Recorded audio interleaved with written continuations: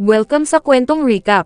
Tungkol ito sa isang lalaki na ginawang alipin ng ibang mga bayani at dumaan sa iba't ibang pagsubok, ngunit isang araw ay kanyang babaguhin ang oras para bumalik sa nakaraan upang maghiganti sa mga taong ginawa siyang alipin at kanya itong gagawin sa napakalupit na paraan na paghihiganti na ngayon mo lang makikita. Bago ako magsimula, huwag mo kalimutan na mag-subscribe at mag-like sa ating mga video. Isang lalaking healer ang ni-recruit ng isang prinsesa na nagngangalang Princess Flare para sa Jorel Kingdom. Si Kiaro ay isang taong madaling makisama sa iba, kaya agad siyang nagtiwala na sumama upang maging tagapagligtas ng mundo, dahil ang kanya talagang pangarap ay maging isang bayani para sa mga taong dumanas ng paghihirap. Ngunit siya ay nalinlang nang dumating na doon, dahil ang turing sa kanya ng ibang mga bayani ay isang walang kwenta kahit na ang kanyang kakayanan ay malaki ang impact sa lahat. Ngunit ang lahat ng kanyang mabubuting gawa ay hindi kinikilala ng buong Jorel Kingdom. Sa puntong ito siya ay nakakatanggap ng masasakit na salita at tinuturing na parang isang kriminal.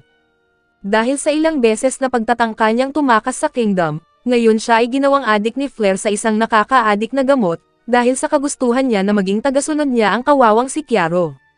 Maging ang mga nakasabay niya sa pagiging hero na nagngangalang Blade, at ang isa naman na malaki ang katawan ay nagngangalan namang Bullet na kabilang sa mga nagpapahirap sa kanya sa loob at labas ng kingdom.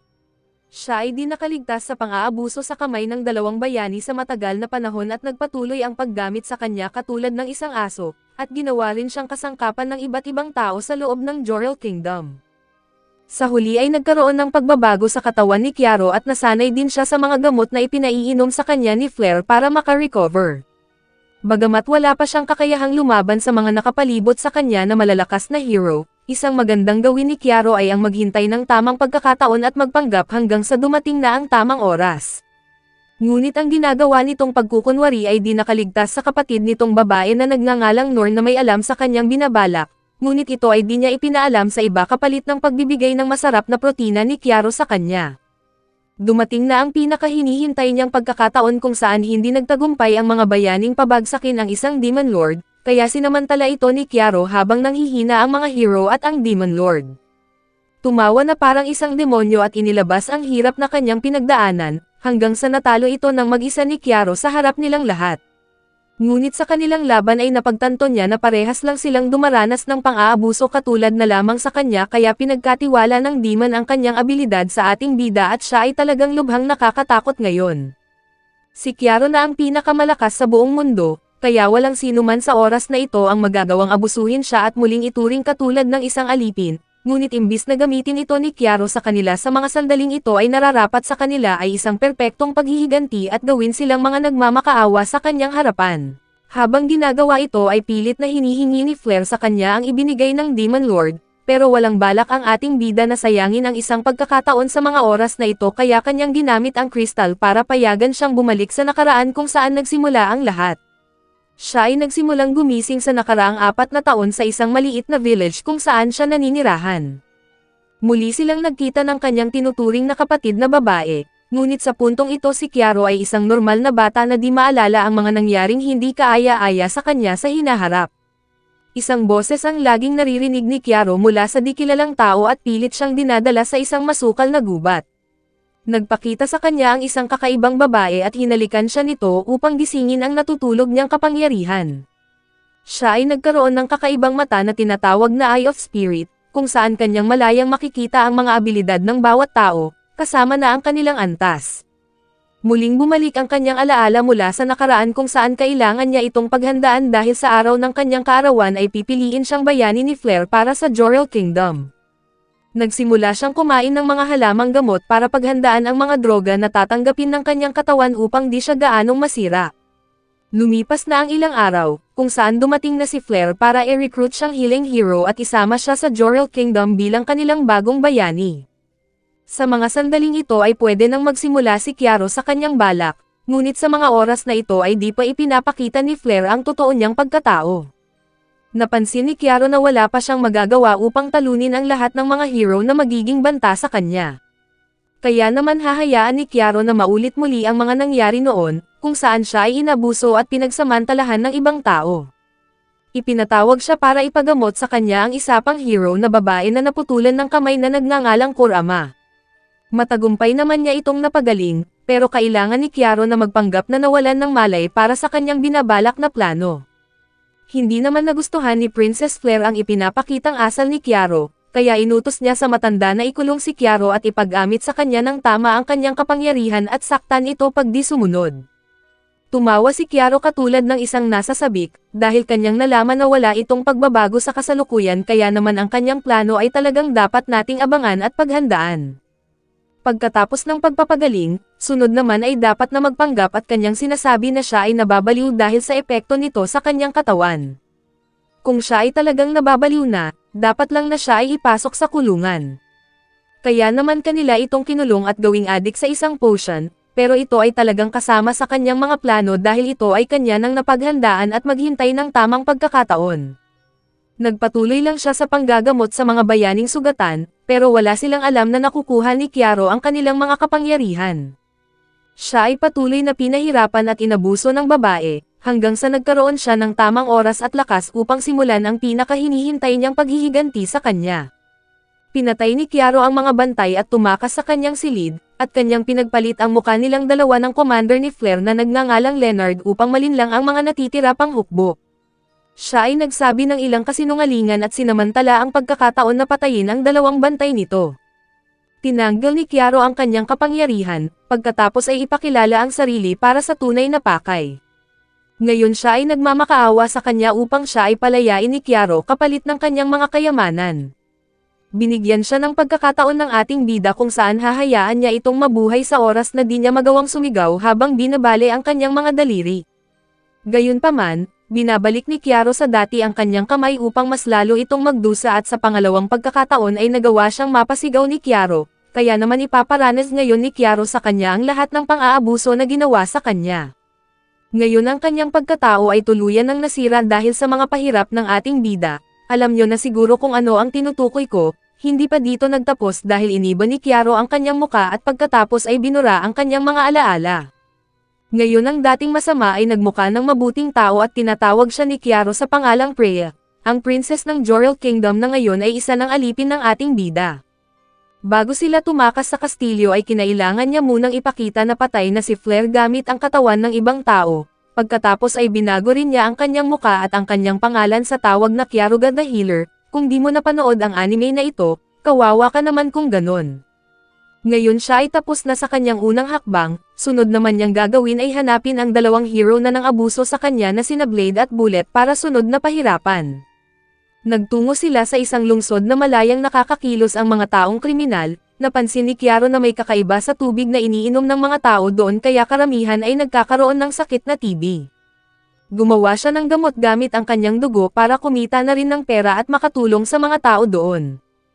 Nakipagkalakaran ito sa isa sa mga namumuno sa lugar kung saan payag siyang magbigay ng maraming gamot galing sa kanya, basta ang kalahati ng kanyang kita ay mapupunta kay Kiaro. Pagkatapos makuha ang pera, nagtungo naman sila sa bentahan ng alipin kung saan makilala nila ang isang ice wolf na nagngangalang Sukuna. Ang babaeng ito ay nananatiling buhay dahil sa isang paghihiganti kaya binili ito ni Kiaro para maging isa sa mga alipin niya. Kanya itong pinagaling para suriin ng maayos, kaya nakita ni Kiaro ang mapait na sinapit ng babae kung saan inubos ng Jorel Kingdom ang kanyang angkan. Ito ang dahilan kung bakit gusto niyang maghiganti dahil sila ang dahilan bakit unting-unting nauubos sila. Nangako si Kiaro na tutulungan siya at ibabalik ang kanyang kapangyarihan kapalit ng pagsasabi niya ng kanyang tunay na pangalan, at kanila itong gagawin sa magandang usapan na may halo rin namang kaligayahan katulad ng iyong pinapangarap. Ipinaalam naman ni Norn sa hari na si Kiaro ang nasa likod ng mga nangyari sa loob ng kingdom, nung wala siya sa mga oras na iyon. Natanggap ni Kureha ang isang balita tungkol sa isang tao na pumapatay sa mga hukbo gamit ang sarili niyang pamamaraan sa pakikipaglaban. Ito ay talagang di katanggap-tanggap sa kanya, kaya nang nahanap niya si Kiaro ay kanyang pinuna ang mga masasamang gawain niya at siya ay inatake nito. Ipinaliwanag sa kanya ni Flare at Sukuna na ginawa lang niya ang nararapat na gawin, dahil nais lamang niyang tulungan ang mga Ice Wolf na inaatake ng mga hukbo ng Jorel Kingdom, ngunit si Kureha ay isang bayani na di naniniwalang magagawa ng Jorel Kingdom ang kanilang mga paratang. Di kayang tanggapin ni Kiaro na nagawa niyang saktan si Flare nang dahil lamang sa ayaw niyang maniwala sa kanilang sinasabi. Kaya nagsimula silang ipaglaban ang kani-kanilang mga paniniwala at nalalaman. Bagamat si Kureha ay nakilala bilang isang napakagaling na sword hero na may antas katulad ng isang sword master. Kaya sinasamantala ni Chiaro na gamitin ang sarili niyang estilo sa pakikipaglaban, samahan pa ng walang katapusang pagpapagaling mula sa natatanggap niyang pinsala sa katawan. Nagawang masira ni Chiaro ang espada ni Kureha gamit ang sarili niyang kakayahan, pero ang babae ay handa sa mga ganitong pangyayari at kinuha ang isang espada para umatake. Inihagis ni Chiaro ang bote ng isang potion na maaring makapagpatulog kay Kureha, pero ginawa nito ng paraan sa pamamagitan ng paghiwa sa kanyang sarili para manatiling mulat ang kanyang dalawang mata. Nagawang patulin ni Kureha ang kanyang kamay, pero agad itong bumalik sa dati at nagawa niyang ipakita sa kanya ang masasamang ginagawa ng mga hukbo na kanyang pinagtanggol. Si Kureha ay nagkaroon ng pagkadismaya dahilan siya ay mawalan ng malay, pagkatapos ay dinala siya ni Chiaro sa isang silid para pagalingin ang kanyang katawan mula sa mga pinsala. Pagkatapos ng ilang sandali, pinaliwanag nila sa kanya ang mga masasamang ginawa ng hukbo ng Jorel Kingdom sa iba't ibang mga lahi. Sinabi rin ni Flare sa kanya ang isang kasinungalingan tungkol sa pagtakas nilang dalawa sa oras na iyon, kung saan tinangka siyang patayin ni Leonard kaya nagpa siyang sumama na lang kay Chiaro. Sa mga oras na ito ay tuluyan ng nagising si Kureha at nagawa nila itong sumama sa kanilang panig. Ang bisa ng potion ay gumagana sa mga oras na ito kaya nagpa siyang ibigay ang langit kay Chiaro bilang kanyang parusa sa maling akala at nangakong tutulong ito sa kanya. Sa kabila ng lahat, ipinaliwanag ni Leonard sa hari na pinatay ni Chiaro si Flare, kaya kanya itong hahanapin kahit anong mangyari. Lumipas ang ilang araw, sinugod ni Leonard ang village ni Chiaro para makaganti sa kanya. Para kay Chiaro ito ay biglaan sapagkat di niya ito nakita nang binago niya ang oras upang gumawa ng plano, at hindi alam kung ano ang susunod na mangyayari. Gamit ang ibang muka ng tao, nakipag-usap siya isa sa mga sundalo ni Leonard. Nalaman niya mula sa sundalo na ginawan ng kasamaan ni Leonard na kasama na ang lahat ng tao sa village. Nang matagumpay na makalapit sa kanya, binalik sa dati ang tunay niyang muka, ngunit huli na para kay Leonard dahil wala nang magagawa ang kanyang hukbo. Nang makumpirma na gumana na ang gamot, binasa ni Chiaro ang mga alaala ni Leonard at nalaman niya na patay na si Ana, kaya umabot na siya sa kanyang hangganan. Nang gumising na siya, binago ni Chiaro ang kanyang muka at ang kanyang mga hukbo ay ginawang mga zombie na nasa sabik kay Leonard. Ginawa ito ni Chiaro sa kanya para iparanas sa kanya ang ginawa niyang pagtrato kay Ana. Sa gabi ay napanaginipan niya si Ana na namamatay sa kanyang harapan, kaya sandali itong inaliw ni na Flare at Sukuna. Ipinaalam sa kanya ni Kurama ang gagawing plano ng Jorel Kingdom sa pagpatay ng mga tao sa kanyang village dahil sa sila ay sa kanya pumapanig. Doon napagtanto ni Chiaro na ang nag-iisang banta sa kanya ay si Norn at sa malamang ay siya ang nasa likod ng gagawing pag-atake. Nagpakita siya sa araw kung saan gaganapin ang execution. Kanyang pinagpapatay ang mga hukbo na susubukang pigilan ang kanyang gagawin. Ito ay hindi inaasahan ng mga opisyal na magkakaroon si Chiaro ng matinding lakas, kaya binyantaan na lang napapatayin ang mga tao kung magpapatuloy siya, ngunit di niya ito pinakinggan at nagpatuloy lang siya kaya namatay ang karamihan sa mga bihag. Ngayon ay tuluyan na siyang inakusahan sa naging dahilan ng pagkamatay ng mga inosenteng mga tao, at sinamahan pa ito ng mga manunood na si Chiaro daw ay isang halimaw na lubhang nakakatakot. Hindi na lang ito pinansin ni Chiaro at kanyang ipinaliwanag na wala siyang kasalanan dahil inosente siyang tao. Sa mga sandaling ito, lumitaw ang isang magic circle sa kalangitan na pagmamay-ari ni Flare mula sa malapit. Habang sinasagawa ito ay unting-unting namamatay ang mga hukbo at sumasabog ang kanilang mga katawan, at si Chiaro ay tuluyan ng nabahiran ng dugo dahilan upang siya ay kanilang katakutan katulad ng isang demonyo. Napagtanto nilang lahat na wala talagang balak si Chiaro na iligtas silang lahat sa kapahamakan. Ang susunod na plano ay ipaliwanag sa kanilang lahat ang kasamaan ng Jorel Kingdom gamit ang kakayahan ni Flare na gumawa ng isang magic para ipahiwatig ito. Ngayon ang lahat ng tao ay naniwala sa kanya dahil siya ang prinsesa ng Jorel, kaya matapang nilang nilabanan ang mga natitirang hukbo at kanila itong pinagpapatay na nauwi sa matinding bakbakan. Pagkatapos ng mga pangyayari, isang batang lalaki ang nakaligtas mula sa mga taga-nayon, kanya itong dinala sa nakilala niya noon na lalaki at sinabihan siya nito na maaari siyang balikan ng batang lalaki upang gumanti sa kanya sa hinaharap, pero hindi pinansin ni Chiaro ang mga sinabi nito dahil katulad niya, siya ay nabubuhay para lamang maghiganti.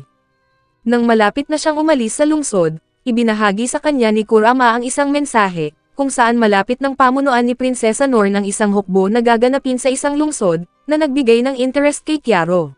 Ang gaganaping ito ay hindi na niya naabutan nung bumalik sa nakaraan, kaya dapat niyang isama ang dalawang babae habang si Kurama ay may iwan para kumalap ng mga impormasyon. Ang lungsod na kanilang pinuntahan ay isang tahimik na lugar kung saan magkakasamang nabubuhay dito ang mga tao at ang mga demonyo. Dito rin naninirahan ang demonyo na tinalo ni Kiaro, pero sa mga oras na ito hindi pa ito ganap na isang makapangyarihang demonyo. Ang demonyo ay nagngangalang Eve, subalit sa mga sandaling ito ay di pa siya nagiging ganap na Demon King. Nang marinig ang pag-uusap ng mga nakapaligid na customer, si Kiaro ay nagkaroon ng interest sa babaeng demon para sa kanyang layunin, subalit sa mga oras na ito ay bigla naman silang inatake ng magic na nagmula sa hindi kilalang grupo. Nalaman namin na sila ay isang grupo ng mga demonyo na ang layunin ay makuha si Eve. Gayunpaman, walang magagawa si Eve dahil ngayon ay di sapat ang kanyang kapangyarihan para makipaglaban. Ngayon nagpa siya ang ating bida na tulungan ito at sa ilang sandali lang ay matagumpay itong napalayas ni Kiaro.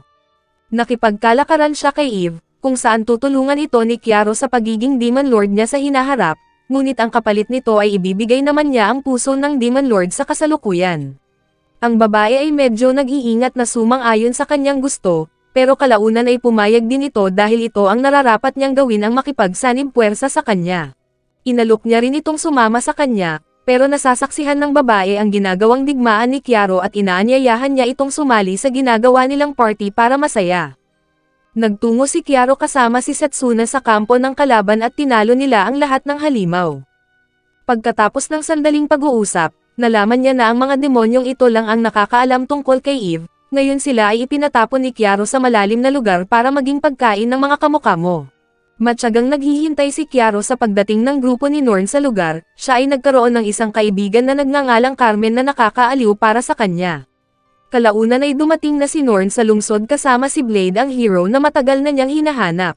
Agad na uminit ang kanyang dugo nang masilayan niya ito, kaya nais niya agad itong puntahan para gumanti. Ang hilig ni Blade ay akitin ang mga babae gamit ang gwapo niyang muka at pagkatapos ay kanya naman silang pahihirapan. Ginamit ni Kiaro ang pagkakataon at kanyang binago ang kanyang muka bilang isang magandang babae at siya ay nagpaayos kay Flare para mas maging kaakit-akit. Matapos ang lahat siya ay nagpunta sa isang bar kung saan doon naglalagi si Blade para mambiktima ng mga babae.